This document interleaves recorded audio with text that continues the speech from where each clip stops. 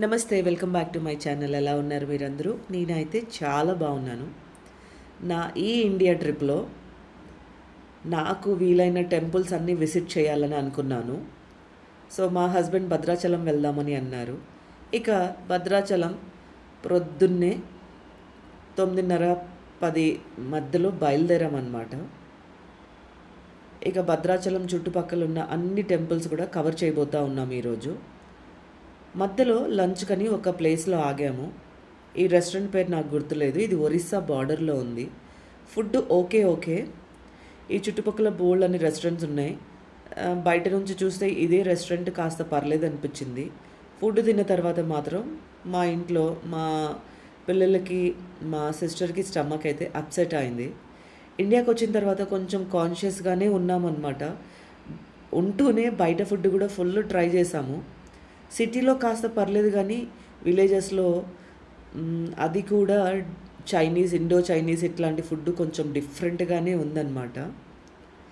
ఇక భోజనం చేసుకొని మళ్ళీ బయలుదేరాము. చుట్టుపక్కల అంతా గ్రీనరీలు, పంట పొలాలు, ఎటు చూసిన కొండ ప్రాంతం, దట్టమైన అడవి అన్నమాట. చాలా అందంగా ఉంది. భద్రాచలం రీచ్ అయ్యేసరికి ఆఫ్టర్నూన్ అయిపోయింది. ఇక్కడ టెంపుల్ క్లోజ్ చేస్తారని తెలిసింది. ఇక భద్రాచలంలో టైం వేస్ట్ చేయడం ఎందుకని భద్రాచలం మీదుగా నరసింహస్వామి టెంపుల్కి బయలుదేరాము. నరసింహస్వామి టెంపుల్ ఉన్న ప్లేస్ చుట్టుపక్కల దట్టమైన అడవి ప్రాంతం అన్నమాట. ఇది ములుగు జిల్లాలో ఉన్న హేమాచల నరసింహస్వామి టెంపుల్కి అయితే బయలుదేరాము. Vedu Vedu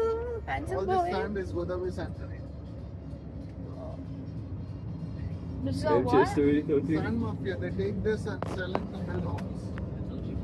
They need the sand to mill homes. They mix concrete with this.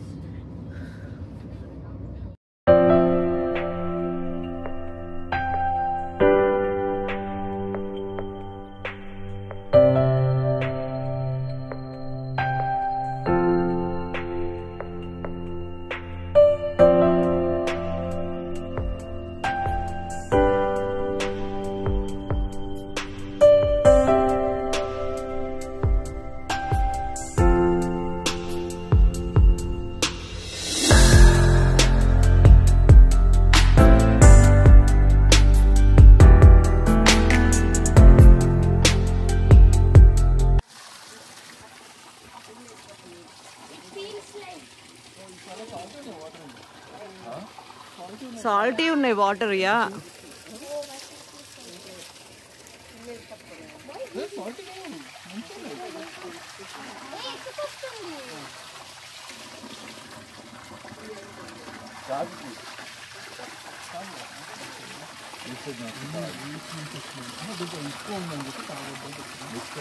ఇసుక శాండ్ ఉంది.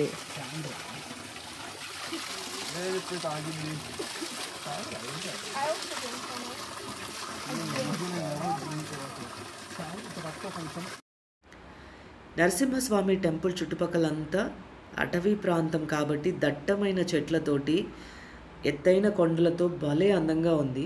మేము వచ్చే టైంకి విపరీతమైన ఉబ్బ. ఇక్కడ టెంపుల్ని రికార్డ్ చేయకూడదని అక్కడైతే రెస్ట్రిక్షన్స్ ఉన్నాయి. సో గర్భగుడిలో ఏదైతే నరసింహస్వామి టెంపుల్ విగ్రహం ఉందో ఆయన పాదాల మీదుగా ఒక సన్నటి నీటి ప్రవాహం ప్రవహిస్తూ ఉంటుంది. అది కొండపై నుంచి కింద వరకు ప్రవహిస్తూ ఉంటుందన్నమాట. దాన్నే అక్కధార, చెల్లిధార లేదా చెంచులక్ష్మీధార, ఆదిలక్ష్మీధార సమ్ ఇలా ఉన్నాయి పేర్లు. సో ఆ నీటిని మనం తీర్థంలాగా తీసుకుంటే ఒంట్లో ఉన్న సమస్త రోగాలు పోతాయని ఇక్కడ వాళ్ళు బిలీవ్ చేస్తూ ఉంటారు.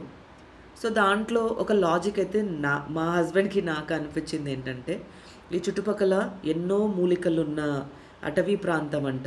సో అక్కడి నుంచి ప్రవహించే ఆ నీటి దారిని మనం పుచ్చుకున్నప్పుడు హెల్త్ బెనిఫిట్స్ అయితే తప్పకుండా ఉంటాయని అలా కూడా అనిపించింది. సో యా, ఆరోగ్యం అయితే తప్పకుండా ఉంటుంది. ఇంత మంచి బ్యూటిఫుల్ అంటే పచ్చదనంలో ఉన్న ఈ ప్లేస్లో అయితే ట్రాఫిక్ లేదు, పొల్యూషన్ లేదు, అలా అన్నమాట. కానీ అక్కడ ఒక చిన్న మహత్యం ఏంటంటే, అక్కడ ఎన్ని దారులు ఉన్నాయో అన్ని సాల్ట్ వాటర్, ఒక దారిలో మాత్రం నీళ్లు చాలా స్వీట్గా వస్తూ ఉన్నాయి. ఇక దర్శనం చేసుకొని భద్రాచలానికైతే బయలుదేరామన్నమాట. మాది ఏ ఊరు అని అడిగితే ఆ ఊరు ఈ ఊరని నేను చెప్పలేను. తెలుగు రాష్ట్రాలు విడిపోవడానికి ముందర ఒకటే ఒకటి ఉండేది పేరు. ఇక ఇప్పుడైతే తెలంగాణ, ఆంధ్ర అని పేర్లు పెట్టేసుకున్నాం కదా. సో మా నాన్నగారు పోలీస్ డిపార్ట్మెంట్లో పనిచేస్తారు. ఇక ట్రాన్స్ఫర్స్ అని అక్కడ ఇక్కడ చాలా ఎక్కువగా తిరిగేవాళ్ళము.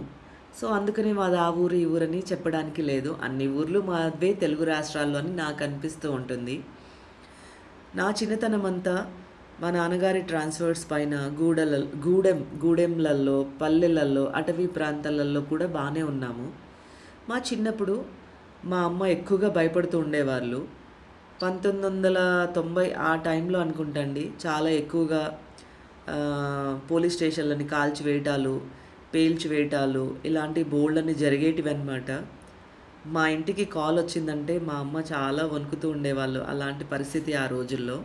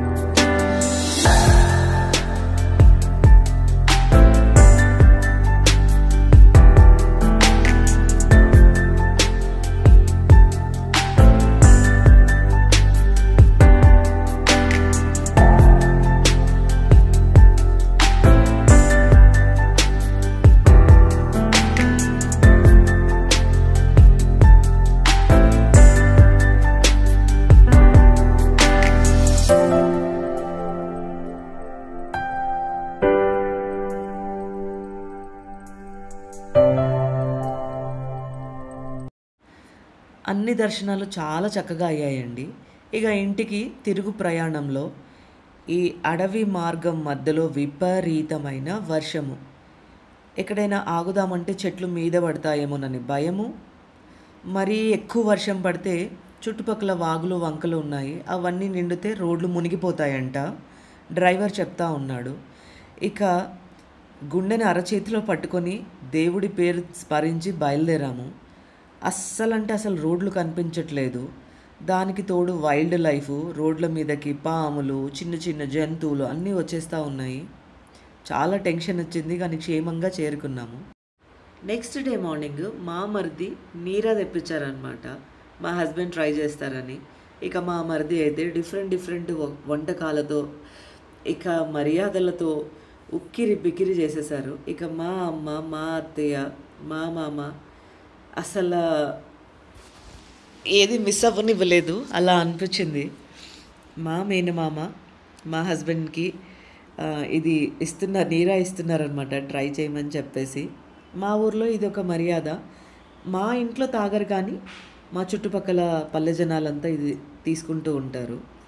ఇక ఇంట్లో అప్పుడప్పుడు మగవాళ్ళు దీన్ని ఎవరైనా కొత్తగా వస్తే ముఖ్యంగా ఊరికొచ్చినప్పుడు ట్రెడిషనల్ డ్రింక్ అని చెప్పేసి ఆ చుట్టుపక్కల ఉన్న పల్లె జనాలతో తెప్పిస్తూ ఉంటారనమాట. మా హస్బెండ్ ట్రై చేయబోతూ ఉన్నారు.